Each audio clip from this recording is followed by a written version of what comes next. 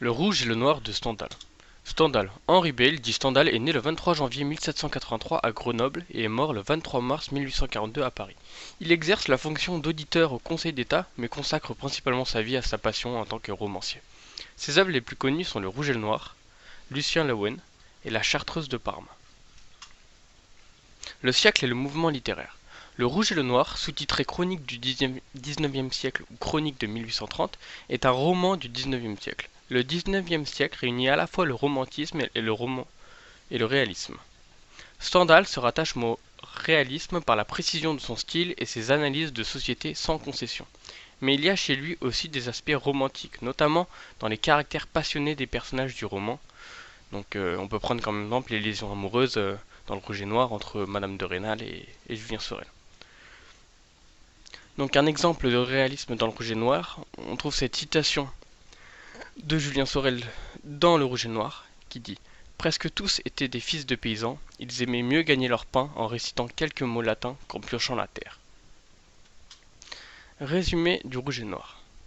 Julien Sorel, le fils d'un simple sieur, devient le précepteur des enfants de Monsieur de Rênal, le maire de Verrières. Le succès de Julien auprès de ses élèves, et auprès de Madame de Rênal surtout, et la stratégie amoureuse du jeune homme finissent par éveiller les soupçons. Julien Sorel quitte entièrement sa position et obtient une place de secrétaire à Paris auprès du marquis de La Mole. Après des débuts délicats, Julien Sorel réussit à entretenir une relation avec Mathilde, la fille du marquis, ce qui entraîne la grossesse de Mathilde. La vie de Julien est au point de s'envoler, mais une lettre de Madame de Rênal qui l'accuse d'ambition ruine tous ses espoirs. Julien tente alors de la tuer. Malgré le soutien de Mathilde et de Madame de Rênal, Julien ne demande que la mort à son procès. Julien Sorel est décapité, puis Madame de Rênal meurt 3 jours plus tard. Les thèmes du Rouge et le Noir. Donc le premier que j'ai choisi, c'est les positions des classes sociales. Donc dans tout le Rouge et le Noir, on va retrouver Julien Sorel va mettre en avant son ascension sociale avec les différentes phases dans le livre. Donc là j'ai une citation qui montre un peu les classes sociales. Je suis votre supérieur ecclésiastique dans cette maison, entendre mon très cher fils, c'est obéir. Combien avez-vous d'argent? Nous y voilà, se dit Julien Sorel. C'est pour cela qu'il était le très cher fils. Et le deuxième thème que j'ai choisi, c'est l'amour.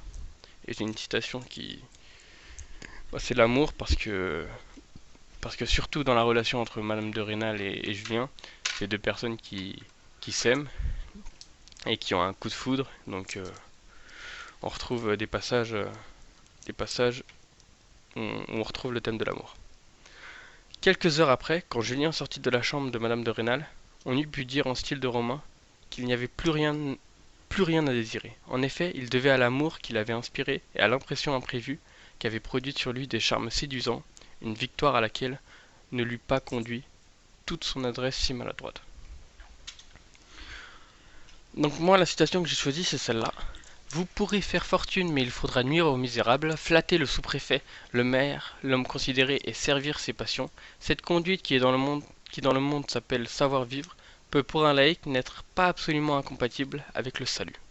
Donc j'ai choisi cette citation car elle donne une potentielle morale au roman. Chaque morceau de la phrase fait référence à un moment dans le roman, donc le fait de nuire aux misérables fait référence à toutes ces actions litigieuses pour en s'enrichir, et flatter le maire fait bien sûr allusion à quand Julien vit chez le maire, Monsieur de Rênal. Pour conclure, Stendhal nous explique la manière dont Julien Sorel a vécu sa vie. Donc le fait de savoir vivre, que ce soit de manière hypocrite ou bienveillante, c'est une qualité sociale et laïque, mais ça peut devenir un poids et un défaut moral. Et c'est la caractérisation parfaite de la vie de Julien Sorel jusqu'à sa mort. Donc il avait cette qualité de savoir vivre, mais qui l'a malheureusement entraîné à la mort.